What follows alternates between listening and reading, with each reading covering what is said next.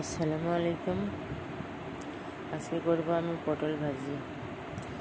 আসলে সবজির মধ্যে পটলটা আমার পছন্দের সবজি, মানে পটলের যে কোনো পদই আমার খুব পছন্দ, আমি খুব পছন্দ করেই খাই।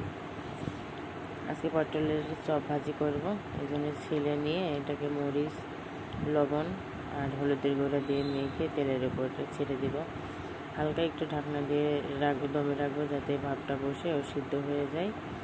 তারপরে ভেজে নেব। এটা গরম ভাত দিয়ে খেতে আমার দারুণ লাগে, তাতে আমার বাচ্চারও ভালোই হয়। অনেকে এটা বিচির জন্য পছন্দ করে না, আমার পরিবারে অনেকে পছন্দ করে না, কিন্তু আমার খুব ভালো লাগে। এই ভাজিটা হলে আমি তৃপ্তি সবাই ভাত খেতে পারি। ধন্যবাদ সবাইকে ভিডিওটা দেখার জন্য। এটাকে লাইক, কমেন্ট আর শেয়ার করে দিবেন। থ্যাংক ইউ, আর আমার পাশে থাকবেন। ধন্যবাদ সবাইকে।